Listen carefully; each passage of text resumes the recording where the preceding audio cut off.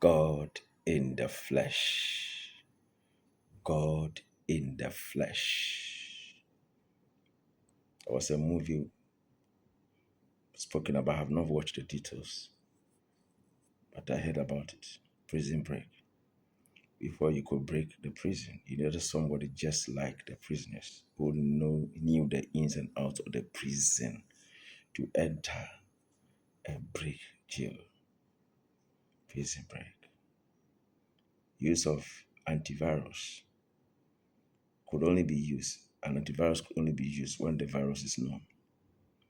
So we use an injection. We use an antivirus is injected into the system of a human because you get a like of a virus that can fight it before you can deal with the virus. Like, now, when God wanted to save man, he didn't need an angel. He needed a like person, one like unto himself. God had to come in the likeness of sinful mankind to be able to save man. God came to us and we saw him. We saw God in the flesh. In John chapter 1, it tells us about the God man. In the beginning was the Word, and the Word was with God, and the Word was God. The same was in the beginning.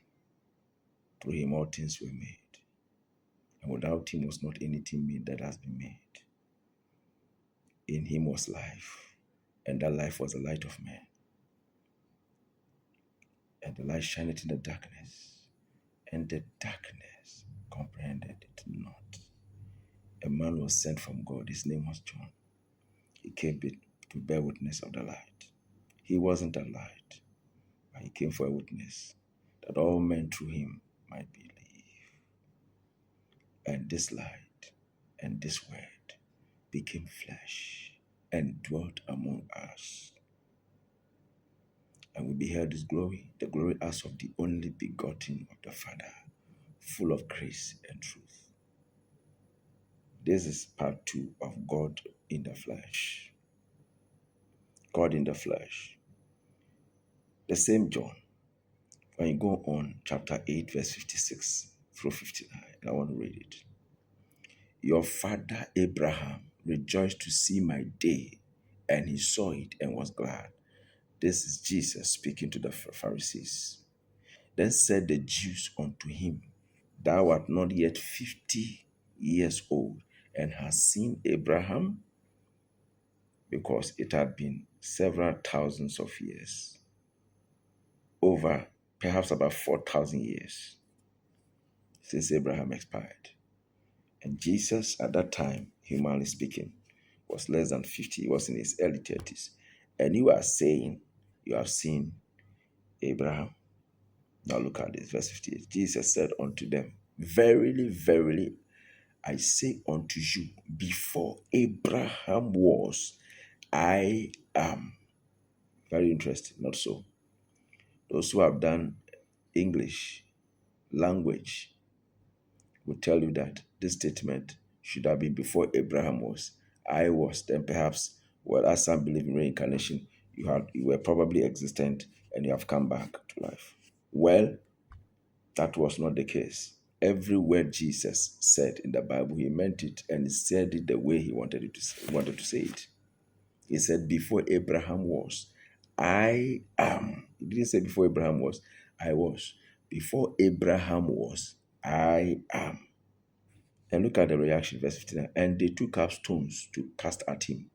But Jesus hid himself and went out of the temple, going through the midst of them, and so passed by. He didn't give them the chance to stone him. But let's look at the reaction. For the Jews, before they pick a stone to cast at you, it means that you have committed an atrocity. In this case, blasphemy. In fact, when you go to John chapter 10, verses 30 to 34, there's a similar account there. There's a similar account there. It tells us that Jesus said, I and my Father are one. And look at it. I and my Father are one. And the Jews again, they took stones. They specialized in stoning. They wanted to stone him. And Jesus said, for many good works I've shown you for my Father. For which of them do you stone me? And they said that for not for a good work we stone you, but for blasphemy, because you being a man make yourself equal with God.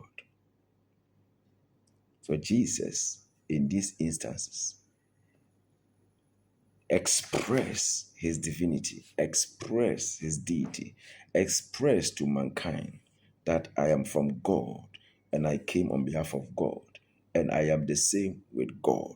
I am the word that was the same in the beginning, the word that was in the beginning with God, the word that is the same with God, the three that bear record in heaven. I am the second person of the Holy Trinity, the second person of the Godhead, the Word or the Son of God, the Son. So whenever he mentioned, because the Jews had been taught by Moses in Deuteronomy chapter 6, verse 9, this God told them, hear, O Israel, the Lord your God is one Lord. So they knew, and that is why in the days of the tribulation, they will suffer the most, because for them they have been taught they won't receive another Lord, another person to say, I am God. They will not. The Messiah that came to be crucified. They rejected him because he came first to be crucified. Another Messiah will come, whom they will receive, having rejected the true Messiah.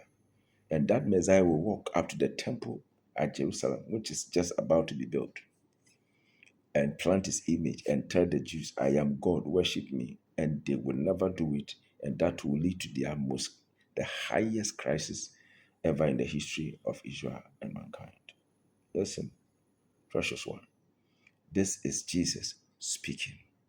I and my Father are one. And they wanted to stone him because he made himself equal with God. 2, when you go back to John 8:56 to 59, it tells us Abraham saw his days. When did Abraham see Jesus? In Genesis chapter 40, we saw Melchizedek, who brought forth bread and wine. He was a priest of the Most High God, the king of Salem, meaning the king of righteousness.